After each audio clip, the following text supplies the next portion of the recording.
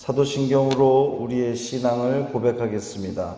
전능하사 천지를 만드신 하나님 아버지를 내가 믿사오며 그 외아들 우리 주 예수 그리스도를 믿사오니 이는 성령으로 잉태하사 동정녀 마리아에게 나시고 본디오 빌라도에게 고난을 받으사 십자가에 못 박혀 죽으시고 장사한 지 사흘 만에 죽은 자 가운데서 다시 살아나시며 하늘에 오르사 전능하신 하나님 우편에 앉아 계시다가 저리로서 산자와 죽은 자를 심판하러 오시리라. 성령을 믿사오며 거룩한 공회와 성도가 서로 교통하는 것과 죄를 사하여 주시는 것과 몸이 다시 사는 것과 영원히 사는 것을 믿사옵나이다. 아멘. 7월 23일 목요일, 오늘 우리에게 주시는 하나님 말씀은 열왕기상 11장 31절부터 36절까지 말씀입니다. 열왕기상 11장 31절부터 36절까지 말씀 함께 봉독합니다. 여로보암에게 이르되 너는 10조각을 가지라. 이스라엘의 하나님 여호와의 말씀이 내가 이 나라를 솔로몬의 손에서 찢어 빼앗아 10지파를 내게 주고 오직 내 종 다윗을 위하고 이스라엘 모든 지파 중에서 택한 성읍 예루살렘을 위하여 한 지파를 솔로몬에게 주리니 이는 그들이 나를 버리고 시돈 사람의 여신 아스타롯과 모압의 신 그모스와 암몬 자손의 신 밀곰을 경배하며 그의 아버지 다윗이 행함 같지 아니하여 내 길로 행하지 아니하며 나 보기에 정직한 일과 내 법도와 내 율례를 행하지 아니함이니라. 그러나 내가 택한 내 종 다윗이 내 명령과 내 법도를 지켰으므로 내가 그를 위하여 솔로몬의 생전에는 온 나라를 그의 손에서 빼앗지 아니하고 주관하게 하려니와 내가 그의 아들의 손에서 나라를 빼앗아 그 10지파를 내게 줄 것이요 그의 아들에게는 내가 한 지파를 주어서 내가 거기에 내 이름을 두고자 하여 택한 성읍 예루살렘에서 내 종 다윗이 항상 내 앞에 등불을 가지고 있게 하리라. 아멘. 이 말씀 하나님 말씀입니다. 오늘도 주님의 사랑과 은총이 이 하루도 말씀으로 기도로 시작하는 여러분의 삶 가운데 충만하시기를 주님의 이름으로 축원합니다. 먼저 우리가 함께 기도해야 할 제목이 있습니다. 지난주에 김진환 성도에 대해서 말씀을 드렸죠. 소장암 판정을 받고 상당히 고통스러워하고 있다는 말씀을 드렸는데 상황이 너무 안 좋아져서 지금 이대 목동병원에 입원 중에 있습니다. 치료를 위해서, 회복을 위해서 기도해 주시기를 부탁을 드립니다. 김진환 성도님이십니다. 여로보암의 반란에 대한 이야기를 계속 이어가고 있는데요. 어제 말씀 가운데 좀 의아하다 이런 부분이 있지 않았습니까? 말씀을 읽으면서 이렇게 했던 부분이 분명히 있을 텐데요. 아히야 선지자가 여로보암을 만나서 하나님의 말씀을 전달하는 과정에서 10지파를 주겠다 이렇게 말씀하셨죠. 그리고 다윗을 위해서 예루살렘을 위해서는 한 지파를 주겠다, 남겨두겠다라고 하는 말씀을 하셨습니다. 이스라엘 전부 몇 지파로 되어 있죠? 12지파로 되어 있죠. 그런데 여로보암에게 10지파를 주겠다 그랬고 이 솔로몬에게 다윗 그 가문에 한 지파를 남겨두겠다 그랬어요. 그러면 합치면 11지파. 한 지파는 어디 갔을까요? 어제 말씀을 읽으면 오늘도 이제 같은 그 부분을 읽었지만 한 지파가 없잖아요. 한 지파는 베냐민 지파입니다. 이 저자는 열왕기상 저자는 이 다윗에게 남겨둔 한 지파는 유다 지파라고 제가 말씀을 드렸죠. 근데 이 베냐민 지파와 유다 지파를 하나의 지파로 보고 있는 거예요. 그 이유가 뭐냐면 첫 번째로 유다 지파와 베냐민 지파는 그 경계가 맞닿아 있습니다. 그리고 우리가 이제 사사기를 함께 묵상하면서 보았던 이야기인데 기억하실런지 모르겠습니다. 베냐민 지파와 나머지 11지파가 전쟁을 한 적이 있었어요. 그 베냐민 지파의 그 부정에 대해 거기서 일어난 잘못에 대해서 인정해라. 그리고 그 처벌해라 했더니 우린 싫다. 이래서 전쟁이 났는데 굉장히 많은 사람들이 거기서 이제 그 죽임을 당했죠. 근데 그 베냐민 지파와 나머지 지파가 전쟁 속에서 결국은 베냐민 지파가 패하고 말아요. 근데 그냥 패한 것이 아니라 아예 그냥 거의 정말 전멸을 당할 정도로 죽임을 당합니다. 여인들 빼놓고는 거의 다 죽게 돼요. 그래서 그 일로 인해서 베냐민 지파의 인구가 현저히 아주 감소가 되지요. 나중에 이제 후에 이 베냐민 지파를 위해서 우리가 이 지파가 다 사라지면 안 되지 않겠느냐, 남자들을 좀 보내줘야 되지 않겠느냐, 뭐 이런 논의가 일어날 정도로 베냐민 지파가 아주 멸망을 했다기보다는 하여튼 그 어려움에 처하죠. 그 일로 인해서 베냐민 지파가 무척 아주 작은 지파가 됩니다. 그래서 유다 지파와 하나의 지파로 본 거예요. 두 번째 하나로 본 이유가 나중에 남북이 분열되었을 때에 남유다의 2지파 그리고 북이스라엘의 10지파가 이게 배당이 된 건 아니고 하여튼 북이스라엘 10지파 남유다의 2지파가 해당이 됩니다. 근데 그 남유다의 2지파가 바로 유다 지파와 베냐민 지파예요. 오늘 본문에서 아이야 선지자가 여로보암을 만나서 너에게 10지파를 주리라 그랬잖아요. 그 10지파가 북이스라엘을 구성을 하게 되고 나머지 2지파인 유다 지파와 베냐민 지파가 이 남유다를 이루게 되는 겁니다. 꼭 우리가 그걸 알아야 됩니까? 라고 생각을 할 수도 있지만 말씀을 읽다가 분명히 궁금한 대목이기에 말씀을 드립니다.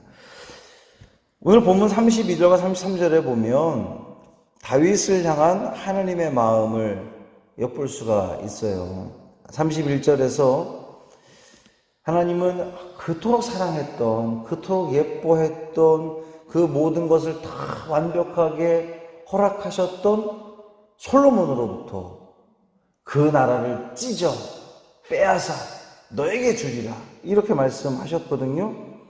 근데 그 하나님이 32절에 보면 오직 내 종 다윗. 저는 이 대목에서 정말 하나님은 다윗을 무척 사랑하셨구나 이런 생각이 듭니다. 33절에도 보면 솔로몬이 하나님을 버리고 이방신을 섬긴 것을 언급하면서 다윗이 행함 같지 아니하여 이렇게 표현하고 있습니다. 솔로몬이 다윗처럼 행했다면 하나님은 여전히 솔로몬과 그의 후손들에게 더 좋은 것을 허락하셨겠지요. 그런데 저는 이 대목에서도 다윗을 향한 하나님의 무한 사랑, 절대 지지 이런 것을 느낄 수 있었습니다. 그러면서 다윗이 참 부럽더라고요. 얼마나 하나님이 그를 사랑하는지 이 말씀을 읽으면서 하나님 솔로몬을 얼마나 사랑하셨습니까? 너무나 기특했잖아요. 무엇을 주리? 부귀영화를 주리? 아니요, 저 지혜만 있으면 됩니다. 아이고, 너 대견하다. 내가 너에게 부귀영화까지 다 주마. 이스라엘 역사상 가장 부강한 나라를 이루게 만들 정도로 솔로몬에게 다 아낌없이 주셨던 그 하나님인데 솔로몬의 배신을 통해서 하나님이 가슴 아파하시고 징계하시고 그 징계하는 와중에도 다윗에 대해서만큼은 내 종 다윗 그가 그의 행함같이 좀 아들 솔로몬이 끝까지 다윗처럼 행했다면 이런 마음들을 계속해서 하나님이 드러내고 있거든요. 그런데 여러분, 다윗이 하나님으로부터 그런 무한 사랑, 무한 지지를 받을 만큼 완전한 사람이었습니까? 이런 칭찬을 받을 만큼, 인정을 받을 만큼 정말 완전한 사람이었습니까? 아니었죠. 이 다윗이라고 하는 사람은 자기 그 부하의 아내를 얻겠다고 부하를 전쟁터에 내보내서 죽게 만든 사람이 바로 다윗이었습니다. 그런 다윗을 하나님은 어떻게 이처럼 사랑하시고 인정해 주는 것일까? 말씀을 묵상하면서 저와 여러분도 하나님이 이 다윗을 여기듯이 내 종 다윗, 내 종 성광의 자녀들, 이런 그 무한 사랑을, 무한 신뢰를 받고 싶지 않습니까? 그런 인정 받고 싶지 않아요? 어떻게 그럴 수 있었을까? 이 흠이 많던 다윗이었는데 하나님은 어떻게 이렇게 다윗을 사랑하고 인정해 주셨을까? 그가 회개했기 때문이죠. 결코 완전한 사람이 아니었는데, 흠이 많은 사람이었는데, 죄가 가득한 사람이었는데, 그는 하나님 앞에 진심으로 철저하게 회개했죠. 36절에서도 다윗을 향한 하나님의 사랑은 그칠 줄 모릅니다. 10지파를 여로보암에게 주고 다윗 가문에는 한 지파만 남겨두는데 내 종 다윗이 항상 내 앞에 등불을 가지고 있게 하리라. 그러니까 다 소멸하는 것이 아니라 그럼에도 불구하고 내 종 다윗이 등불을 가지고 있게 하리. 등불을 가지고 있다는 게 무슨 말씀이겠습니까? 여전히 등불이 뭐 하는 거예요? 비추는 거잖아요. 하나님의 영광을 비추는 역할을 그것을 포기하지 않겠다, 버리지 않겠다라고 하는 하나님의 약속의 말씀입니다. 남유다가 존재할 수 있었던 이유, 다윗 가문을 통하여서 그리스도가 날 수 있었던 이유, 바로 다윗에게 약속한 이 약속을 아주 성실히 행하시는 우리 하나님의 사랑 때문이었습니다. 부럽지 않습니까?